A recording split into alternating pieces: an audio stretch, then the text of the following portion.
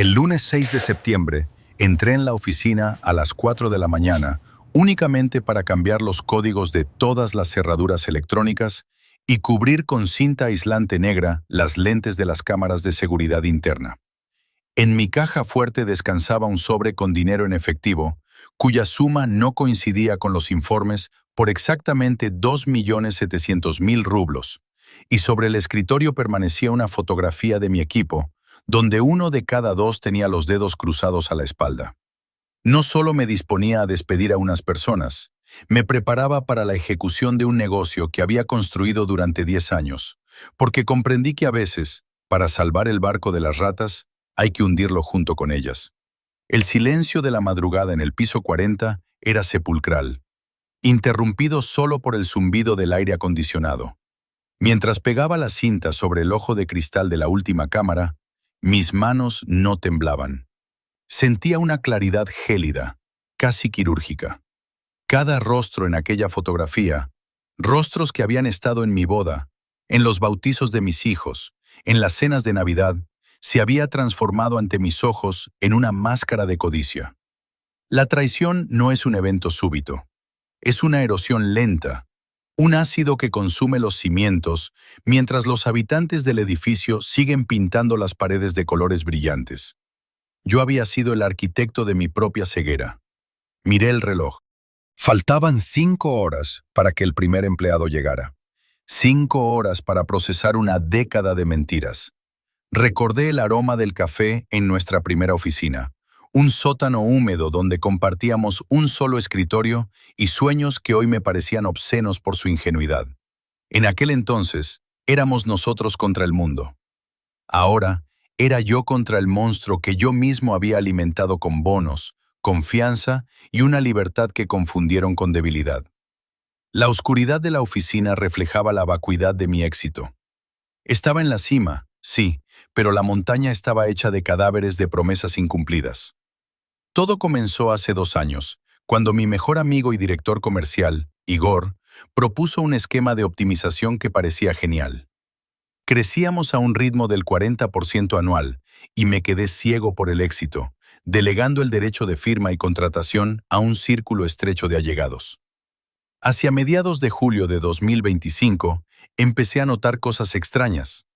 Nuestros mejores clientes comenzaron a irse con un competidor diminuto, cuya oficina estaba situada en el edificio de al lado, y mis empleados empezaron a conducir coches cuyo valor superaba su ingreso anual por 3 veces. Me sentía un extraño en mi propia compañía, captando sus miradas condescendientes durante las reuniones de planificación. Igor siempre tenía una respuesta para todo. Si un cliente se iba, era por una guerra de precios insostenible. Si el margen bajaba, era la inflación. Yo quería creerle. La fe en un amigo es una droga potente que anula el instinto de supervivencia. Recuerdo una tarde de octubre en la que celebrábamos el cierre de un contrato importante. Igor brindó por nuestra hermandad, mientras me ponía una mano en el hombro. Hoy sé que ese gesto no era de afecto, sino la medida que un carnicero toma antes de dar el golpe. Estaba comprobando cuánto peso podía soportar mi estructura antes de colapsar. El ambiente en la oficina cambió de forma sutil pero irreversible. Las risas se cortaban cuando yo entraba en la cocina. Los correos electrónicos se volvieron crípticos, llenos de códigos y referencias que yo no comprendía. Cuando preguntaba por el estado de las cuentas de gastos, recibía hojas de cálculo impecables, tan perfectas que resultaban irreales. La perfección es el primer refugio del mentiroso. Empecé a sentir que caminaba por un escenario de teatro donde todos conocían el guión menos el protagonista. Mis propios empleados, aquellos a quienes ayudé a pagar hipotecas y tratamientos médicos, se habían convertido en una unidad de élite dedicada a mi desmantelamiento. La toxicidad se filtraba como un gas inodoro. Ya no se trataba de trabajar por un objetivo común, sino de ver quién podía arrancar el pedazo más grande de carne antes de que el animal muriera. Empecé a sufrir de insomnio. Pasaba las noches revisando archivos que no mostraban nada, pero mi piel sabía lo que mi cerebro se negaba a admitir. El robo no era solo de dinero. Me estaban robando el propósito, la alegría de crear algo. Cada vez que aprobaba un aumento de sueldo o un beneficio adicional, sentía que les estaba entregando más municiones para el pelotón de fusilamiento que estaban formando en el pasillo. La oficina se había convertido en un laboratorio de espejos. Cada vez que cruzaba el pasillo hacia la sala de juntas, sentía que los susurros se detenían justo antes de que mi mano tocara el pomo de la puerta. Eran silencios pesados, llenos de una complicidad eléctrica. Durante aquel fatídico agosto de 2025, la empresa operaba en una realidad paralela. En los papeles, éramos líderes del mercado. En la práctica, éramos un cascarón vacío que estaba siendo devorado desde dentro. Recuerdo específicamente a Elena, nuestra jefa de recursos humanos. Ella era la encargada de velar por la cultura de la empresa, la misma persona que yo había contratado porque su ética parecía inquebrantable. Un martes por la tarde, la encontré llorando en su oficina. Cuando le pregunté qué sucedía, me dijo que estaba abrumada por la carga de trabajo. Le di una semana de vacaciones pagadas y un bono de 500,000 rublos para que descansara. Meses después, descubriría que esas lágrimas no eran de agotamiento, sino de puro pánico. Acababa de transferir accidentalmente una lista de proveedores estratégicos a la competencia y temía que yo hubiera rastreado la dirección IP. Su llanto fue su mejor herramienta de manipulación, y yo, el idiota compasivo, le entregué más dinero como recompensa por su traición. La traición de Igor era más cerebral, más fría. Él no lloraba. Él me miraba a los ojos mientras bebíamos whisky de 18 años y me hablaba de la lealtad como si fuera una religión. Me convenció de que necesitábamos subcontratar la logística a una empresa externa para reducir costes. Esa empresa, por supuesto, era una sociedad pantalla registrada a nombre de su cuñado en una jurisdicción lejana. Cada camión que salía de nuestro almacén estaba pagando un peaje invisible que iba directamente a sus cuentas personales. El negocio ya no era vender un producto. El negocio era desangrar la estructura que yo mantenía viva con mi propio capital y salud. Empecé a notar que el aire en las oficinas era diferente. Había una arrogancia nueva en los mandos intermedios. Ya no me pedían consejo, solo me pedían firmas. Se movían por el espacio con la confianza de quienes ya se sienten dueños del lugar. En una ocasión, escuché una risa estridente proveniente de la cafetería. Era Marcos, el director de tecnología, burlándose de mi última decisión estratégica. «El viejo todavía cree que tiene el control», dijo entre risas. En ese momento, algo se rompió dentro de mí. No fue rabia, fue una decepción tan profunda que se sintió como una quemadura química. El hombre al que yo había sacado de una deuda técnica masiva y al que consideraba un genio incomprendido, me veía como una reliquia, una vaca que solo servía para ser ordeñada antes del matadero. El aislamiento fue mi primera respuesta. Me encerré en mi despacho bajo el pretexto de un nuevo proyecto secreto. Pero no estaba proyectando nada, estaba observando. Instalé un software de monitoreo que no pasaba por el servidor central de Marcos. Durante 3 semanas no dormí más de 3 horas por noche. Veía cómo las transferencias de archivos ocurrían a las 2 de la mañana. Veía cómo se compartían capturas de pantalla de mis correos personales en grupos de chat privados titulados «El funeral del jefe». Allí se repartían mis activos como buitres sobre un animal que aún respira. Se reían de mi fe en la gente. Se burlaban de mi insistencia en la ética corporativa. Para ellos, yo no era un líder. Era un obstáculo entre ellos y una riqueza que sentían que les pertenecía por el simple hecho de estar allí. Fue entonces cuando comprendí que el problema no era una sola persona. Era una cultura de podredumbre que yo mismo había permitido al ser demasiado blando, al creer que el agradecimiento era un contrato vinculante. La gratitud es una moneda que se devalúa más rápido que cualquier divisa en tiempos de guerra. Y yo estaba en guerra, solo que era el único que aún no había sacado el arma. La pieza final del rompecabezas encajó de la manera más humillante posible. Fue un jueves, el 28 de agosto.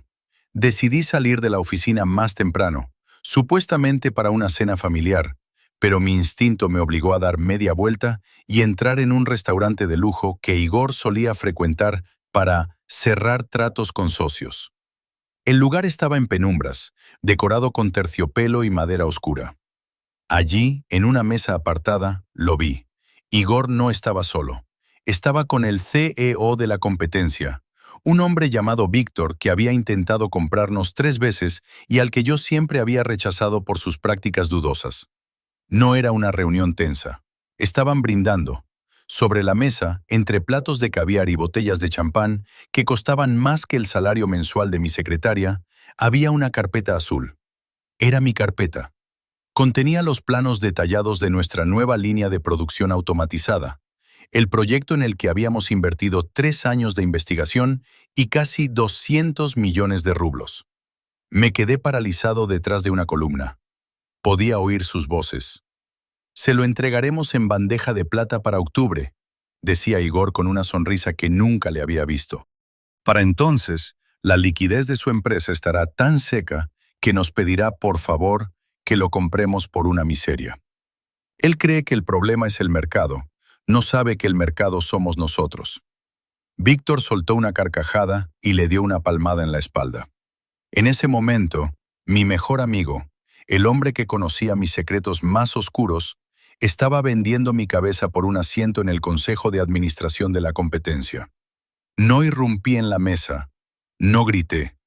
Me di la vuelta y caminé hacia mi coche bajo la lluvia fina de Moscú. En ese trayecto de 20 minutos, mi mente se transformó.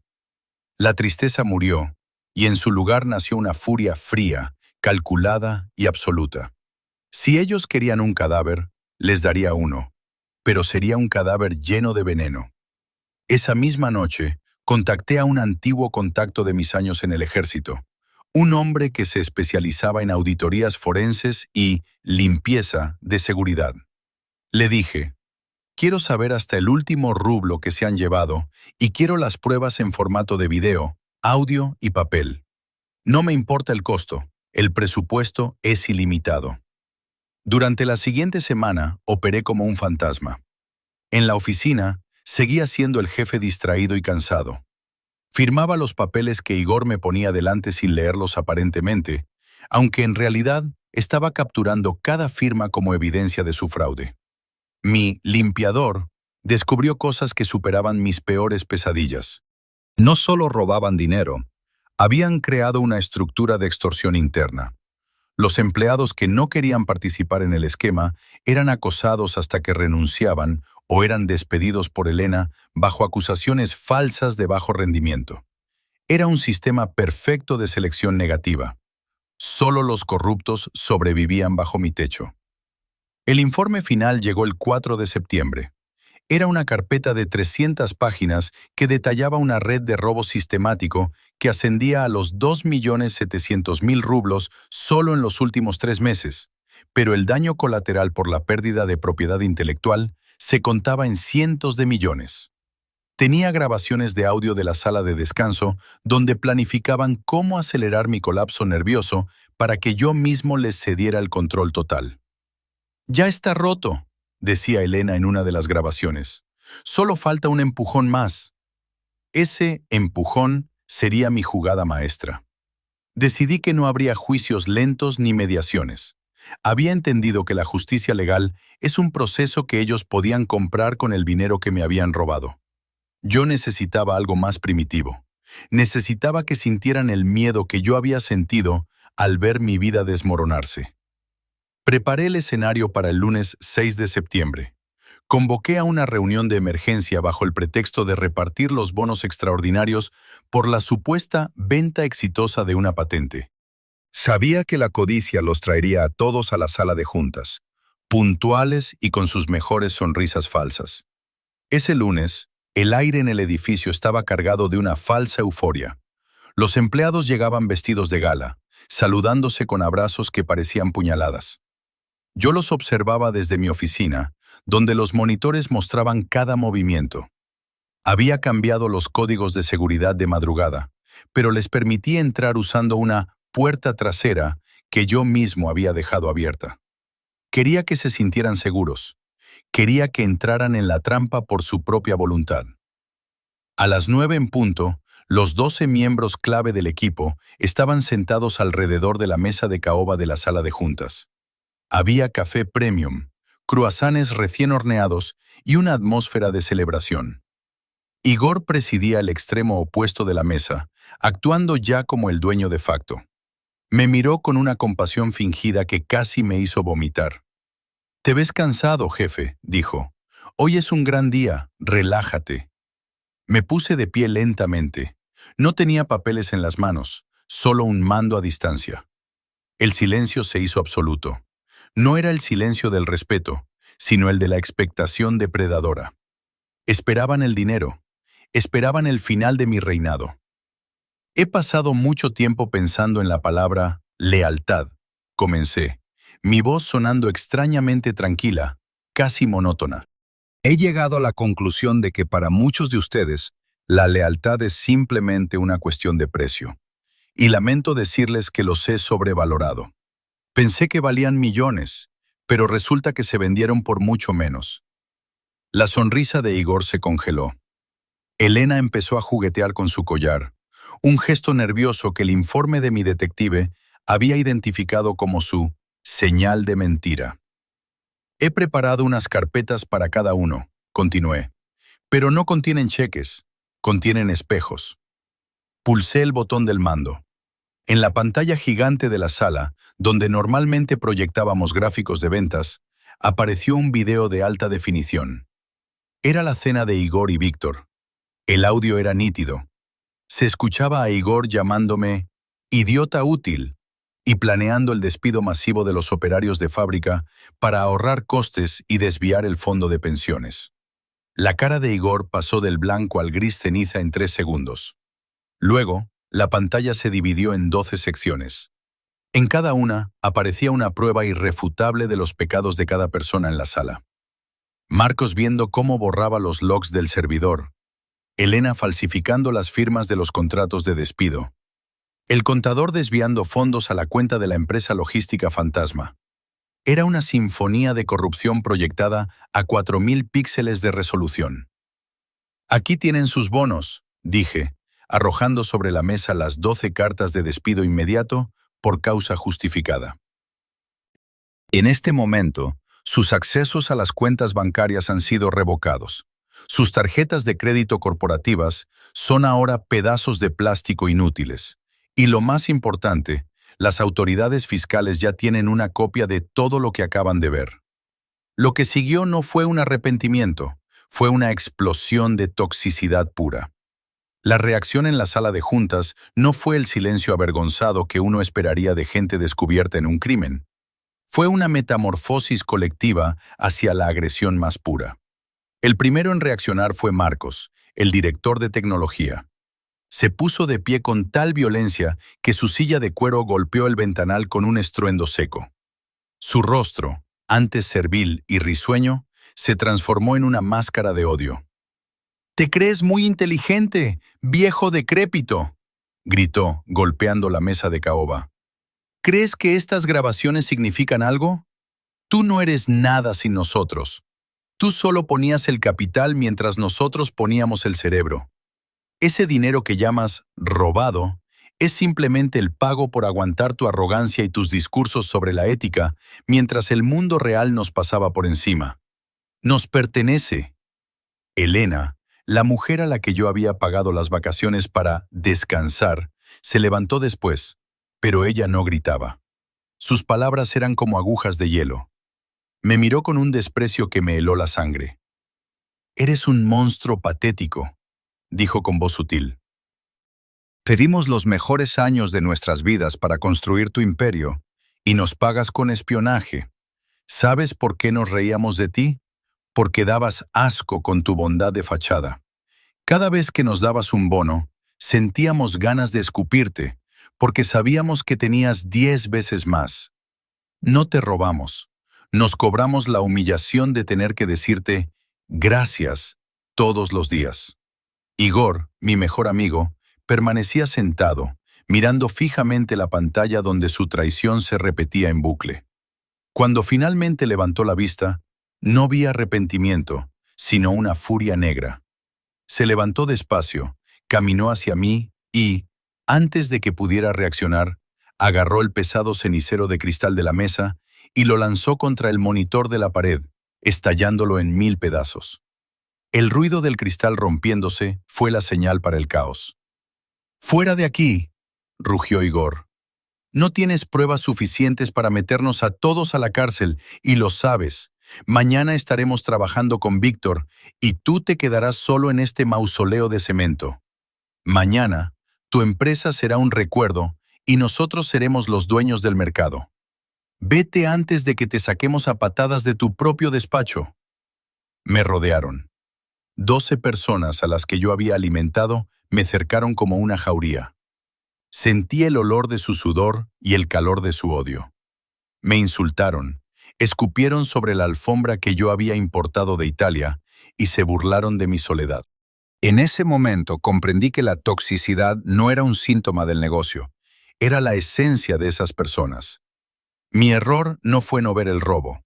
Mi error fue creer que debajo de su piel había seres humanos. Salí de la sala bajo una lluvia de insultos y amenazas. Elena me gritó que me pudriría solo. Marcos prometió borrar cada servidor de respaldo antes de irse. Igor simplemente me miró con una sonrisa depredadora, la sonrisa de quien cree que ha ganado la guerra por el simple hecho de haber sobrevivido a la batalla.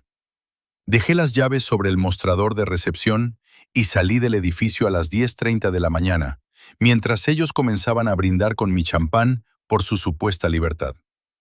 Durante las 3 semanas siguientes, el silencio fue mi único compañero. El mercado esperaba un escándalo, una demanda millonaria, un llanto público.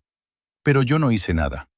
Me limité a observar desde mi casa cómo Igor, Elena y Marcos celebraban su victoria en las redes sociales. Anunciaron con bombos y platillos que habían comprado la totalidad de mi empresa por una suma simbólica de 1 copeica, un acuerdo que yo mismo había redactado y firmado en secreto antes de irme. Víctor, el CEO de la competencia, aparecía en las fotos abrazando a Igor, llamándolos la nueva generación del éxito. Lo que ellos no sabían, y lo que el mundo estaba a punto de descubrir, es que en el mundo del alto nivel, la propiedad no es un premio, a veces es una soga. El 29 de septiembre, cuando el sol apenas comenzaba a iluminar los tejados de la ciudad, se activó la fase final de mi plan. Durante 2 años, mientras ellos desviaban fondos a cuentas privadas, yo había estado ocultando una deuda masiva que la empresa había contraído debido a las optimizaciones de Igor. No eran deudas ordinarias.